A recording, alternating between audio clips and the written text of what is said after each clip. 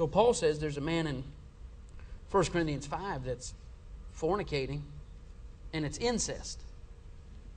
His father's wife is who he's having relations with. Paul says, put that man out of the church.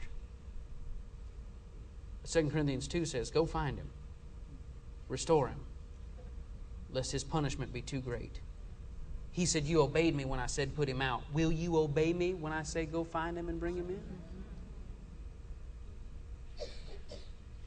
See, our preaching sets the standard of holiness, but our mercy sets the standard of love. And that is...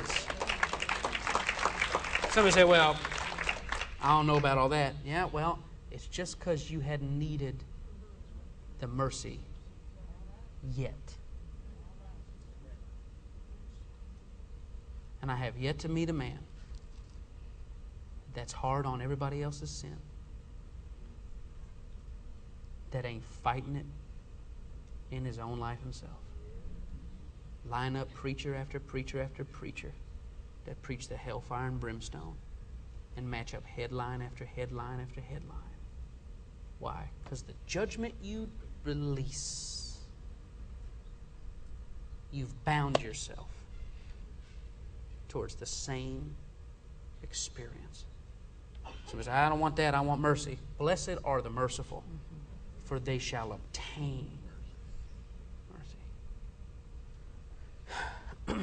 I was just going to say, when you find somebody in this position, like he said, you have the choice to just let them continue to I guess you said, rot in the hand of the devil or whatever.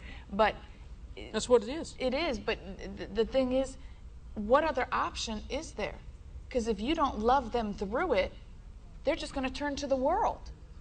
And so it's our job to show them mercy, to love them through it, not to compromise, but to love. Love is not compromise, but we can't be so harsh on people with the letter of the law. Jesus is love. God is love. And so he has set what God's will is for our life. Do this, don't do this, don't lust after a woman, don't be angry, all of these things. That's what his desire for us is. But if someone does not make that mark, then we have to show them the compassion and love of God, because the only other option is to leave them to the world, to the world. But it's through the compassion and the love and the restoration that we show unto them that they're able to get back into the will of God for their life. Yeah, I'm not saying no discipline. I'm not saying that we're going to let the choir directors deal crack to high school kids and, well, we should love them. That's not what I'm talking about. You know that's not what I'm talking about. But I'm talking about you can't throw people away. You just can't throw them away, because the devil will find them and he'll be their friend.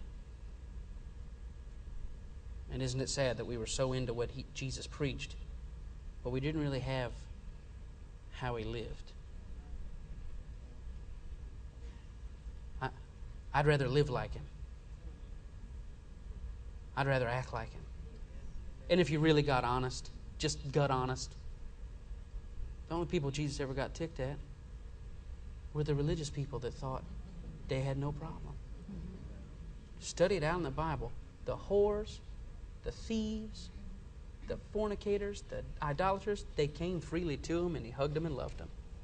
But the people that said, how dare you let these nasty people near you, he's the one that said, you're clean on the outside, but inside you're full of hell and dead men's bones. Hey man, if I had to choose between being the nasty one that God has hugged or the seemingly righteous one that he said hell is reserved for me, boy, I'll take in need of mercy any day over thinking I am not in need of the mercy of God. 10 strengths every soul should possess. Strength number 1, the strength of calling to mind. We've talked about this. I'm going to give you a couple of these tonight. The strength of calling to mind. That's strength number 1. That's in the middle of passion, in the middle of pressure. There's a third one. Huh? Despair. Despair. middle of passion, middle of pressure, middle of despair, can you summon the Word to the forefront of your thinking? That's going to give you victory. Strength number 2 that your soul needs to possess. Strength number 2 is the power of constructive anger. The power of constructive anger. We don't have time to go there. I'll just quote it to you. Ephesians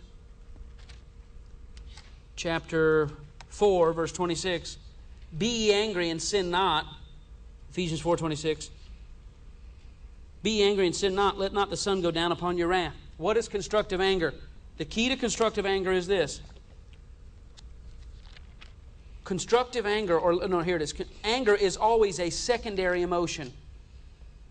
Anger is not a primary emotion. If you ever find yourself angry, know that that's just the surface. There's something underneath it.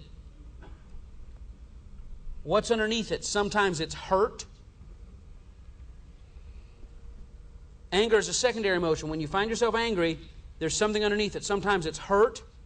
Sometimes it's offense.